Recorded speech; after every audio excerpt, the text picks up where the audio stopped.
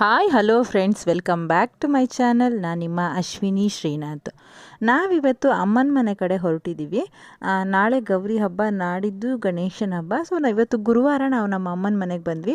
ಅಲ್ಲಿ ನಾಯಿದ್ದಕ್ಕೋಸ್ಕರ ನನ್ನ ಮಗ ನೋಡಿ ಕಾರಿಂದ ಕೆಳಗಡೆ ಇಳಿತಾನೆ ಇರಲಿಲ್ಲ. ಸೊ ನಾನೇ ಆಮೇಲೆ ಎತ್ಕೊಂಡು ಹೋದೆ. ನನ್ನ ಮಗಳು ಮಾತ್ರ ಧೈರ್ಯವಾಗಿ ಹೋಗಿ ನಾಯಿನ ಬೆಕ್ಕನ್ನ ಎಲ್ಲ ಮಾತಾಡಿಸ್ತಾ ಇದ್ಲು. ಸೊ ನಾವು ಹೋದ ತಕ್ಷಣ ನಮ್ಮಮ್ಮ ಕಾಲು ತೊಳೆಯೋದಕ್ಕೆ ನೀರು ಕೊಡ್ತಾರೆ, ಆಮೇಲೆ ಮಕ್ಕಳಿಗೆ ಓಕ್ಲಿ ಮಾಡಿ ಒಳಗಡೆ ದಾಟಿಸ್ಕೊಳ್ತಾರೆ. ಸೊ ಇದು ತುಂಬ ಹಳೆಯ ಸಂಪ್ರದಾಯ, ಬಟ್ ಇನ್ನು ನಡ್ಸ್ಕೊಂಡು ಬಂದಿದ್ದಾರೆ ನಮ್ಮಮ್ಮ. ಸೊ ಅದಾದಮೇಲೆ ಸ್ವಲ್ಪ ರೆಸ್ಟ್ ಮಾಡಿಬಿಟ್ಟು ಅಡುಗೆನ ಸ್ಟಾರ್ಟ್ ಮಾಡ್ಕೊಂಡ್ವಿ. ಯಾಕೆ ಬಂದ ತಕ್ಷಣ ನಾನು ಅಡುಗೆ ಮಾಡ್ತಾಯಿದ್ದೀನಿ ಅಪ್ಪ ಅಂತಂದರೆ, ಇವತ್ತು ನನ್ನ ತಮ್ಮನ ಹೆಂಡತಿ ಮನೆ ಕಡೆಯವರು ನೆಂಟರು ಬರ್ತಾಯಿದ್ದಾರೆ. ಯಾಕೆ ಬರ್ತಾಯಿದ್ದಾರೆ ನಾಳೆ ಹಬ್ಬ ಇಟ್ಕೊಂಡು ಅಂತ ಯೋಚನೆ ಮಾಡ್ತಾಯಿದ್ದೀರಾ?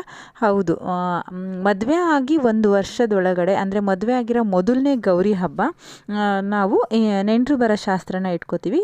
ಹಬ್ಬದ ಚೌತಿ ಅಂತ ಕರಿತೀವಿ ನಾವು. ಮದುಮಕ್ಕಳಿಗೆ ಆ ಮೊದಲನೇ ಗೌರಿ ಹಬ್ಬ ತುಂಬ ವಿಶೇಷವಾಗಿರುತ್ತೆ. ಸೊ ಏನಪ್ಪ ಅಂತಂದರೆ, ಹೆಣ್ಣಿನ ಮನೆ ಕಡೆಯವರು ಮಗಳಿಗೆ ಬಾಗ್ನವನ್ನು ತಗೊಂಡು ಬರ್ತಾರೆ. ಬಂದು ಅವಳಿಗೆ ಬಾಗ್ನ ಕೊಟ್ಬಿಟ್ಟು ಅಥವಾ ಮಡ್ಲು ತುಂಬ ಶಾಸ್ತ್ರವನ್ನು ಮಾಡಿಬಿಟ್ಟು ಆಮೇಲೆ ಊಟ ಮಾಡಿಕೊಂಡು ಮದುಮಕ್ಕಳನ್ನು ಅವ್ರ ಮನೆಗೆ ಕರ್ಕೊಂಡು ಹೋಗ್ತಾರೆ. ಸೊ ಅಲ್ಲೂ ಕೂಡ ಊಟ ಇಟ್ಕೊಂಡಿರ್ತಾರೆ. ಊಟನ ಮಾಡಿ ಮದುಮಕ್ಕಳು ಒಂದು ರಾತ್ರಿ ಅಲ್ಲಿ ಇದ್ದುಬಿಟ್ಟು ಬೆಳಿಗ್ಗೆ ಮತ್ತೆ ವಾಪಸ್ ಬರ್ತಾರೆ. ಈ ಸಂಪ್ರದಾಯವನ್ನು ನಮ್ಮೂರಲ್ಲಿ ನಡ್ಸ್ಕೊಂಡು ಬಂದಿದ್ದಾರೆ. ನನ್ನ ಗಂಡನ ಮನೆಯಲ್ಲೂ ಈ ಸಂಪ್ರದಾಯ ಇದೆ. ಸೊ ಯಾರೆಲ್ಲ ಈ ಸಂಪ್ರದಾಯನ ಫಾಲೋ ಮಾಡ್ತೀರಾ ಕಮೆಂಟ್ ಮೂಲಕ ತಿಳಿಸಿ. ಸೊ ನೆಂಟರು ಕೂಡ ಬಂದರು. ಅವ್ರಿಗೆಲ್ಲ ಕಾಫಿ ಕೊಟ್ಬಿಟ್ಟು ಅವರು ಮಡ್ಲು ತುಂಬ ಶಾಸ್ತ್ರಕ್ಕೆ ಎಲ್ಲ ರೆಡಿ ಮಾಡ್ಕೊಳ್ತಾಯಿದ್ರು.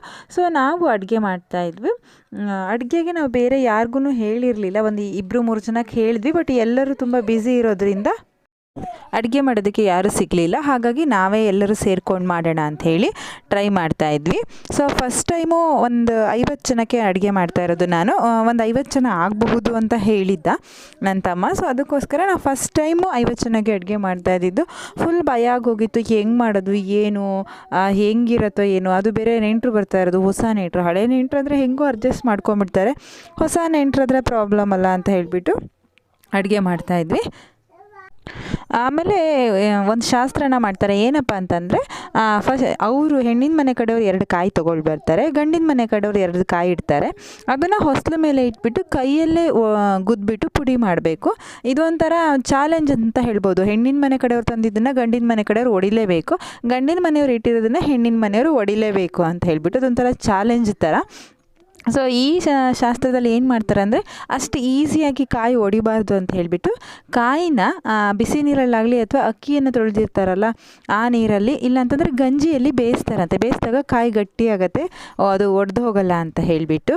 ಕೆಲವ್ರು ಏನು ಮಾಡ್ತಾರೆ ಅಂತಂದರೆ, ಅದು ಕಣ್ಣನ್ನು ಓಪನ್ ಮಾಡಿರ್ತಾರಂತೆ, ಕಾಯ್ದು ಕಣ್ಣನ್ನು. ಸೊ ಅದರೊಳಗಡೆ ಏರ್ ತುಂಬಿಕೊಂಡ್ರೆ ಅದು ಬೇಗ ಹೊಡಿಯಲ್ಲ ಅಂತ ಹೇಳಿಬಿಟ್ಟು ಈ ಟ್ರಿಕ್ಸ್ನೆಲ್ಲ ಯೂಸ್ ಮಾಡಿ ಆವಾಗ ಗಂಡಿನ ಮನೆಯವರು ಹೆಣ್ಣಿನ ಮನೆಯವರು ಕಾಯಿ ಹೊಡೆಯುವಂಥ ಚಾಲೆಂಜಸ್ನ ಇಡ್ತಾಯಿದ್ರಂತೆ. ಬಟ್ ಈಗ ಹಾಗೆ ಇಟ್ಟರು ಕೂಡ ಹೊಡಿಯೋಕ್ಕೆ ಆಗಲ್ಲ. ಅವಾಗ ಹಾಗೆ ಕಾಯಿ ಹೊಡಿತಾ ಇದ್ರು ಆಗಿನ ಕಾಲದಲ್ಲಿ. ಬಟ್ ಈಗ ಹಾಗೆ ಇಟ್ಟರು ಕೂಡ ಹೊಡೆಯೋದಕ್ಕೆ ಆಗಲ್ಲ.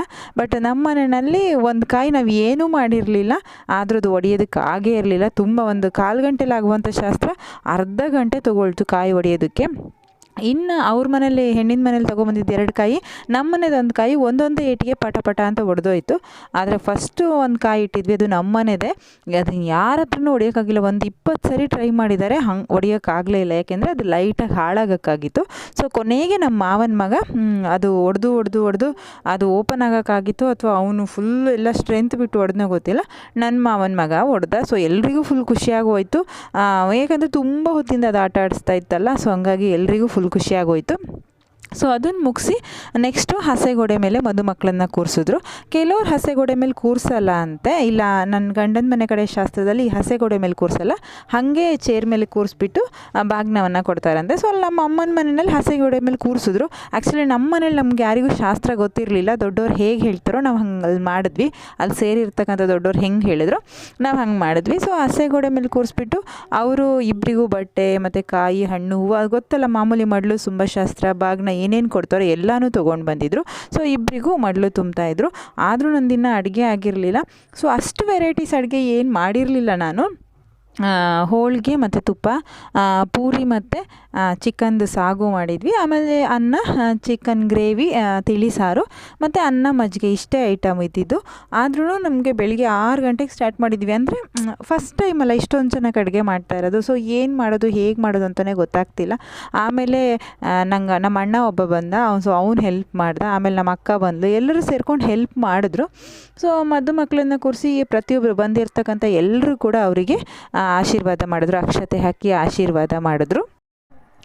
ನಾವು ಕೂಡ ಇವತ್ತು ಇಲ್ಲಿ ಗೌರಿ ಹಬ್ಬದ ಚೌತಿಯನ್ನು ಮುಗಿಸ್ಬಿಟ್ಟು ಇವತ್ತು ನೈಟೇ ನಾವು ನನ್ನ ಗಂಡನ ಮನೆಗೆ ಹೋಗಬೇಕು. ಯಾಕೆ ಅಂತಂದರೆ ಶುಕ್ರವಾರ ಅಂದರೆ ನಾಳೆ ನಮ್ಮ ಮನೆಯಲ್ಲಿ ಕೂಡ ನನ್ನ ಮೈದನ ಮದುವೆ ಆಗಿದ್ದು ಫಸ್ಟ್ ಗೌರಿ ಹಬ್ಬ ಅಲ್ಲ, ಅಲ್ಲಿ ಕೂಡ ಹಬ್ಬದ ಚೌತಿ ಇತ್ತು. ಅಲ್ಲಿ ಕೂಡ ನನ್ನ ತಂಗಿ ಮನೆಯವರು ಕೂಡ ಬರ್ತಾಯಿದ್ರು.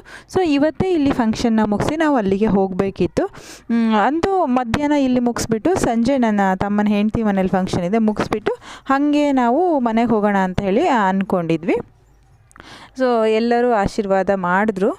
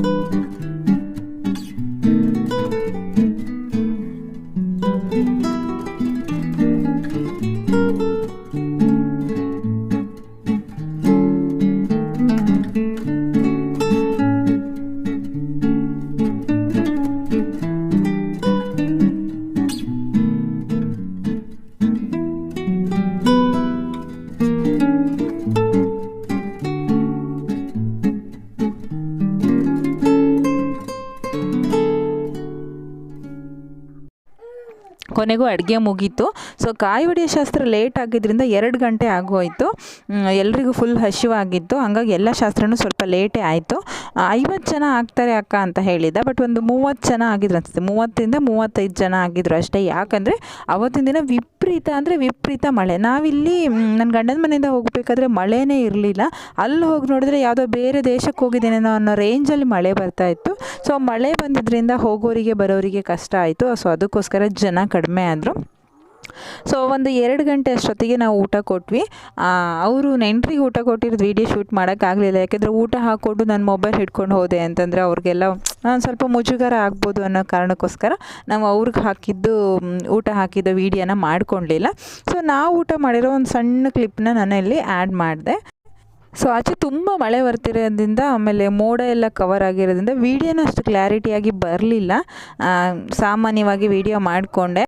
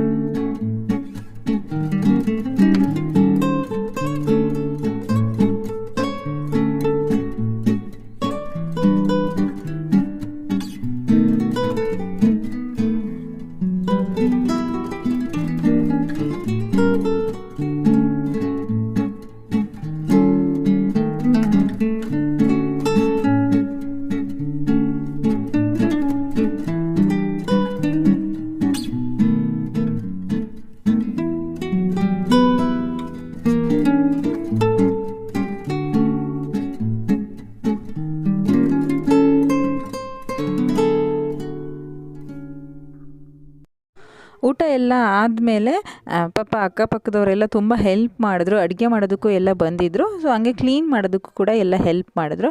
ಸೊ ಅಡುಗೆ ಎಲ್ಲ ಮಾಡಿ ಊಟ ಎಲ್ಲ ಆದಮೇಲೆ ಫುಲ್ ಸುಸ್ತಾಗಿ ಹೋಗಿದ್ದೆ. ನನ್ನ ತಮ್ಮನ ಹೆಂಡತಿ ಕೂಡ ಅವಳ ತವ್ರ ಮನೆಗೆ ಕರ್ಕೊಂಡು ಹೋಗೋದ್ರಿಂದ ಬಾಗಿನ ಕೊಟ್ಬಿಟ್ಟು ಹೋಗ್ತೀನಿ ಅಂತ ಹೇಳಿಬಿಟ್ಟು ನನಗೆ ಬಾಗಿನ ಕೊಡೋಕ್ಕೆ ಸ್ಟಾರ್ಟ್ ಮಾಡಿದ್ಲು. ನನ್ನ ಮಗಳು ಕೂಡ ನನಗೂ ಕೊಡು ಅಂತ ಹೇಳಿ ಕೂತ್ಕೊಂಡ್ಳು. ಸೊ ನನಗೆ ಹೆಂಗೆ ಕೊಡ್ತಾಯಿದ್ರು ಅವಳಿಗೂ ಹಾಗೆ ಕೊಡಬೇಕು ಅಂತ ಹೇಳಿಬಿಟ್ಟು ಹಠ ಮಾಡ್ತಾಯಿದ್ಲು. ಸೊ ಅವಳನ್ನು ಕೂರಿಸಿದ್ರು. ಸೊ ಯಾವಾಗ್ಲೂ ತವ್ರ ಮನೆ ಬಾಗಿನ ಅಂದರೆ ಮದುವೆಯಾಗಿ 6 ವರ್ಷ ಆಯಿತು. ಇನ್ನು 5 ವರ್ಷ ನನಗೆ ಗಂಡನ ಮನೆಗೆ ತಂದು ಕೊಡ್ತಾಯಿದ್ರು. ಸೊ ಈ ವರ್ಷ ನಾನು ಇಲ್ಲಿಗೆ ಬರೋಳಿದ್ದೆ ಅಲ್ಲ, ಹಾಗಾಗಿ ಅಲ್ಲಿಗೆ ಬರೋದು ಬೇಡ ಅಂತ ಹೇಳಿದ್ದೆ. ಸೊ ಇಲ್ಲೇ ಬಂದು ತೊಗೊಂಡ್ವಿ. ನನಗೆ ಹೆಂಗೆ ಅರಿಶಿನ ಕುಂಕುಮ ಇಡಿಸ್ತಿದ್ರು, ಹೂವು ಮೂಡಿಸ್ತಿದ್ರು, ಸೊ ನನ್ನ ಮಗಳಿಗೂ ಹಾಗೆ ಅರಿಶಿನ ಕುಂಕುಮ ಇಡಿಸು, ಹೂವು ಇಡಿಸು ಅಂತ ಹೇಳ್ತಾಯಿದ್ಲು. ಸೊ ಅವಳಿಗೂ ಪುಟಾಣಿ ಬಳೆ ತೊಗೊಂಬಂದಿದ್ರು ನಮ್ಮಮ್ಮ, ಅದನ್ನು ಕೂಡ ಇಡಿಸಿದ್ರು. ಸೊ 2-3 ದಿನ ಅವಳ ಬಳೆನ ತೆಗೆದೇ ಇಲ್ಲ. ಅಂದರೆ ಗಾಜಿನ ಬಳೆ ಅಷ್ಟು ಹಾಕೋ ಸೇಫ್ ಎಲ್ಲ ಒಡೆದು ಕೈಗೆಲ್ಲ ಚುಚ್ಚುತ್ತೆ ಅಂತ ನಾನು ತೆಗಿಯೋಕ್ಕೆ ಟ್ರೈ ಮಾಡಿದ್ರು ಕೂಡ ಅವಳು ತೆಗಿಯೋಕ್ಕೆ ಬಿಡ್ತಾ ಇರಲಿಲ್ಲ. ಸೊ ಮಡ್ಲು ತುಂಬಿದ್ರು. ನನಗೂ ಒಂದು ಸೀರೆ ತೊಗೊಂಡು ಬಂದಿದ್ರು, ತುಂಬ ಚೆನ್ನಾಗಿದೆ ಸೀರೆ. ಸೊ ಅವಳಾದ ನಂತರ ನಮ್ಮಮ್ಮ ಕೂಡ ಅರಿಶಿನ ಕುಂಕುಮ ಹಾಕಿ ಮಡ್ಲು ತುಂಬಿದ್ರು. ಸೊ ಯಾವಾಗಲೂ ಅಷ್ಟೇ ಆಗಲಿ, ಏನು ಕೊಡ್ತಾರೆ ಅನ್ನೋದಕ್ಕಿಂತನೂ ತವ್ರ ಮನೆ ಬಾಗಿನ ಹೆಣ್ಮಕ್ಳಿಗೆ ತುಂಬ ಮುಖ್ಯ ಆಗುತ್ತೆ. ಸೊ ಏನು ಕೊಡ್ತಾರೆ ಏನು ಬಿಡ್ತಾರೆ ಅನ್ನೋದು ಇಂಪಾರ್ಟೆಂಟ್ ಅಲ್ಲ. ಅರಿಶಿನ ಕುಂಕುಮ, ಬಳೆ, ಹೂವು ಕೊಡ್ತಾರಲ್ಲ, ಇದು ತುಂಬ ಮುಖ್ಯ ಆಗುತ್ತೆ. ಸೊ ಇದನ್ನೆಲ್ಲ ಮುಗಿಸ್ಕೊಂಡು ಮದುಮಕ್ಕಳನ್ನು ನಾವು ಮುಂಚೆನೇ ಕಳಿಸಿದ್ವಿ. ಅವರೊಂದು 4-5 ಗಂಟೆ ಅಷ್ಟೊತ್ತಿಗೆ ಹೋದರು. ನಾವೆಲ್ಲ ಇಷ್ಟು ಬೇಗ ಹೋಗಿ ಏನು ಮಾಡೋದು ಅವ್ರ ಮನೆಯಲ್ಲಿ ಅಂತ ಹೇಳಿಬಿಟ್ಟು ನಾವೊಂದು 8 ಗಂಟೆ ಟೈಮ್ಗೆ ಅವ್ರ ಮನೆಗೆ ಹೋದ್ವಿ. ಸೊ ಅವ್ರ ಮನೆಯಲ್ಲಿ ಕೂಡ ಕಾಯಿ ಹೊಡೆಯುವಂಥ ಶಾಸ್ತ್ರ ಇತ್ತು. ಸೊ ಅದನ್ನೆಲ್ಲ ಮುಗಿಸಿ ಊಟ ಮುಗಿಸಿ ನಾವು ಅವತ್ತು ನೈಟೇ ನನ್ನ ಗಂಡನ ಮನೆಗೆ ಬಂದ್ವಿ. ಸೊ ಎಲ್ರಿಗೂ ಈ ವಿಡಿಯೋ ಇಷ್ಟ ಆಯಿತು ಅಂತ ಅಂದ್ಕೊಳ್ತೀನಿ. ಯಾರಿಗೆಲ್ಲ ಈ ವಿಡಿಯೋ ಇಷ್ಟ ಆಯಿತು ಲೈಕ್ ಮಾಡಿ, ಕಮೆಂಟ್ ಮಾಡಿ, ಶೇರ್ ಮಾಡಿ.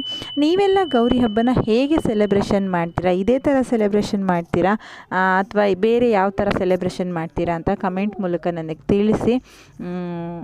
ಎಲ್ರಿಗೂ ಒಳ್ಳೆಯದಾಗಲಿ. Thank you so much.